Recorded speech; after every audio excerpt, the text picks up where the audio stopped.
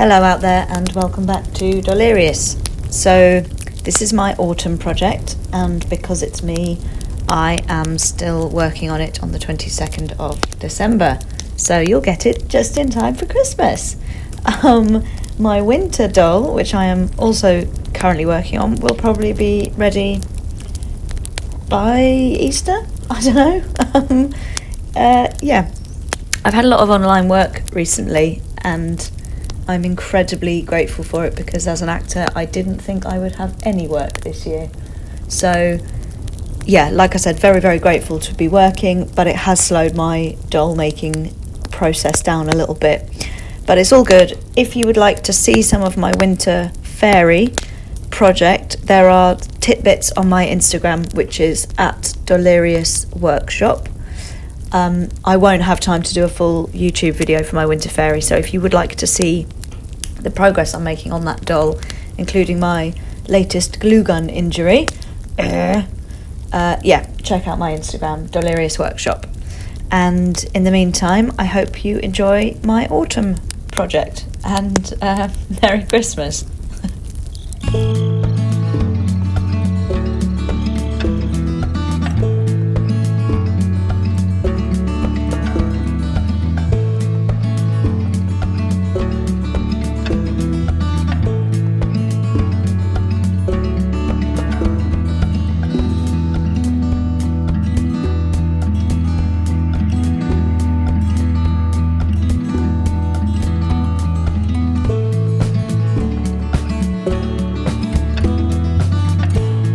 So as you can see, this doll had quite a lot of texture on her body, sort of rivets, and I think she was a Rebecca Steam doll. I actually forgot to check what doll she was before I started working on her. But yeah, I think she's a Rebecca Steam doll, so she kind of looks like she's made of metal, that sort of thing. So I just used my Dremel tool and some nail buffers to try to remove as much of that as I could. And I also, after this stage, I added some epoxy sculpt to her body because I wanted to give her a slightly fuller bust. But I lost the footage for that, so my apologies. You'll see her later with boobs.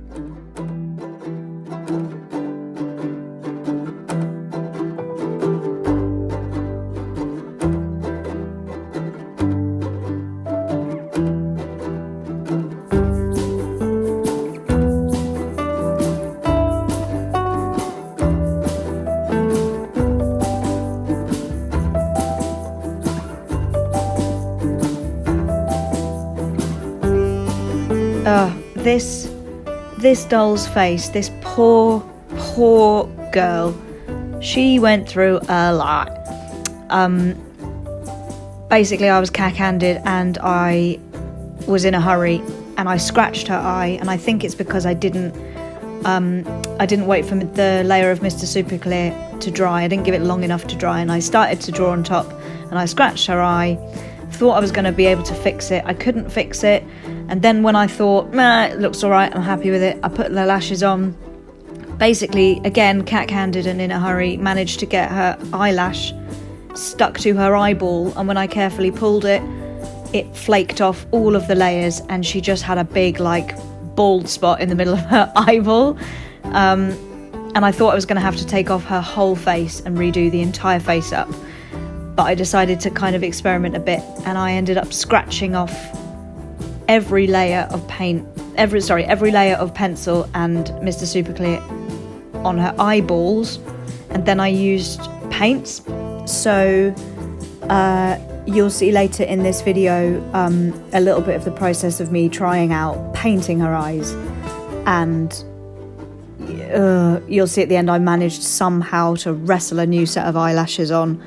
So yes, we will be working on not being in such a harum-scarum hurry. We will take our time to perfect our craft.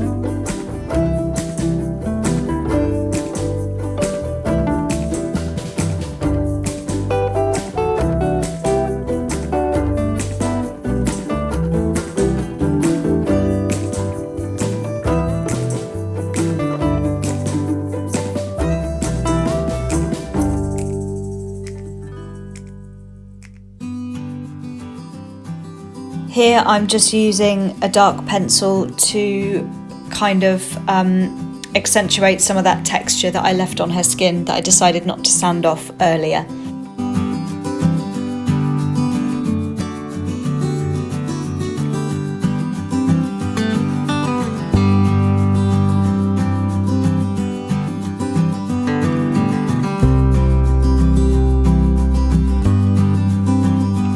I need to talk about this. So that scrappy little piece of scrap that I am tying onto my doll right now, I knitted that. I knitted it all by my very own on my onesies. It's the worst knitting in the world, probably. But it's also my first thing I've ever knitted. It highly likely to be the last, but it really suited my purposes for this. I wanted her to have a garment that kind of looked like she'd made it out of something she'd found in nature. I knitted it using embroidery thread on barbecue skewers. And it looks really kind of sort of ratty, but that's exactly what I wanted. So, I mean, it's really convenient, isn't it, that you can make something that's essentially rubbish, but then go, yeah, but actually it's turned out exactly how I wanted. But it has, so there. My mum still hasn't got over the fact that I phoned her to tell her I was knitting.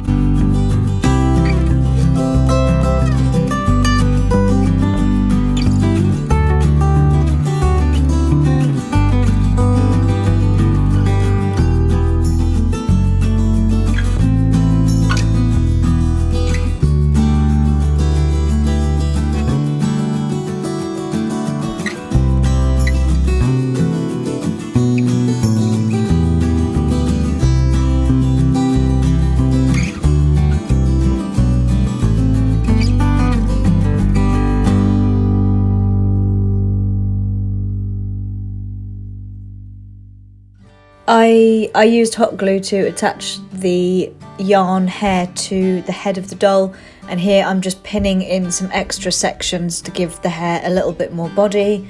Gone for a kind of a half up, half down do.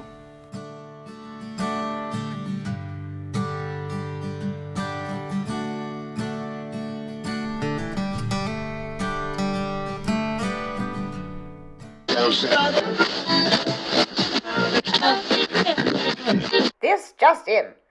Over-eager and impatient doll artist attempts to paint eyes for the very first time. Stay tuned for probable mishaps.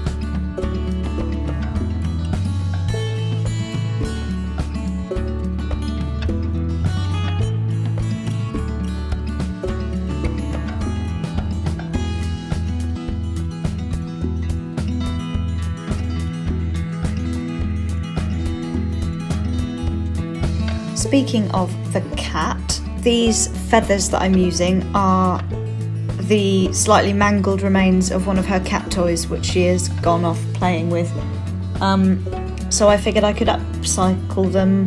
They're the right kind of colours, and they go really well with these leaves that I made, which is just out of some old fabric that I had, which I painted with acrylic paints and gave a coat of glue to them to kind of stiffen them up a little bit.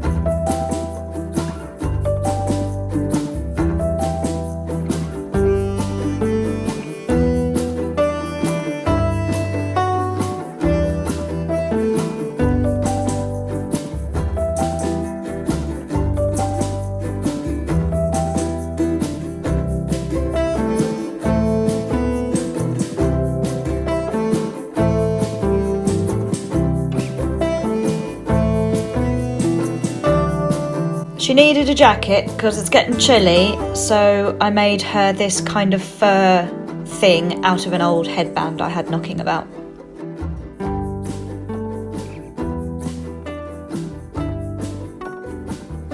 shoes, this is thermoplastic, by the way, that I'm using to make these boots. I've just put some cling film around an old doll's feet so I can slip them off easily.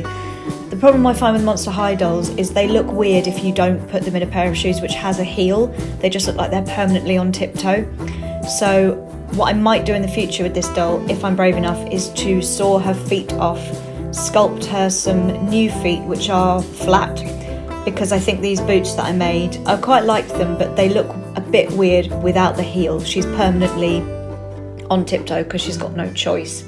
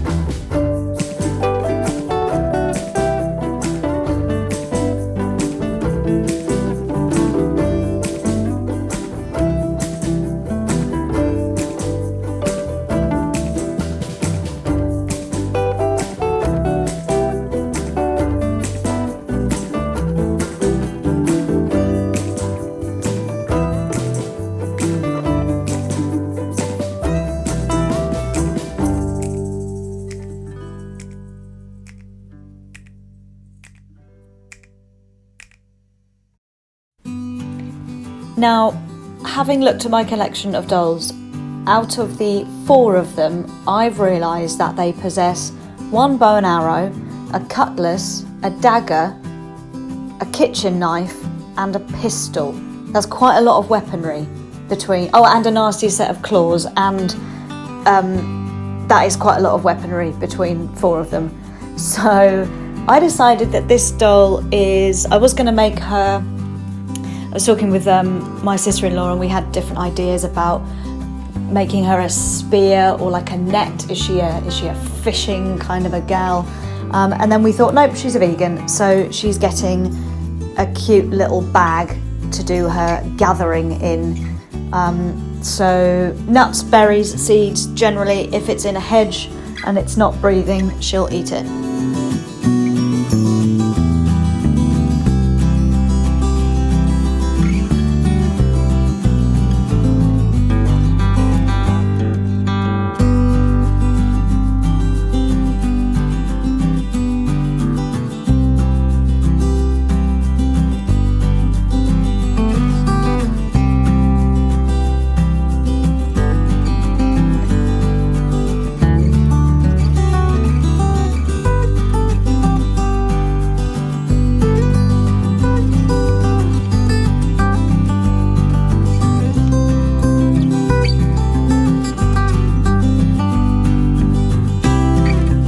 I actually think that making teeny tiny accessories for dolls is probably my favourite part of this whole process. And making a tiny blackberry out of epoxy sculpt is possibly one of the best afternoons I've ever had. It was like strangely nostalgic's not quite the right word, but I remember when I was little, like in the village I grew up in, going out with my mum to pick blackberries, you know, armed with the hooky walking stick for pulling the really good branches down towards you and getting as much as you could before the next greedy bugger came along. And it was very much like a 1 for me, 1 for the basket, 2 for me, 2 for the basket kind of approach that I had. And I just, when I was making this blackberry, I thought how excited and happy little me would have been to think that there might have been a fairy hiding in the hedge waiting till I'd gone so she could pick her blackberries, or maybe pick up the ones that I dropped. And here's some sunflower seeds, because she's got to have a bit of fibre.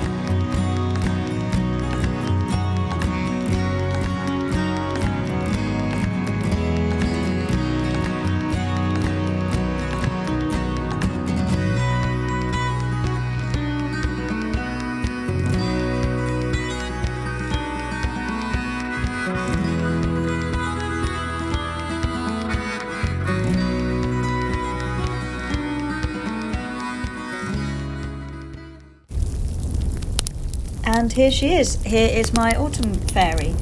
I hope you've enjoyed this video. As I said, I won't probably be able to do a full-length video for my Christmas doll because it's the 22nd of December and I've got stuff to do. But like I said, have a little look on my Instagram if you would like to see some work in progress pictures and whatnot. And yeah, I think that's it. Thank you very much for watching.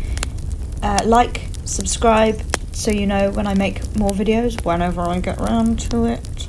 And Merry Christmas. Stay safe. Goodbye.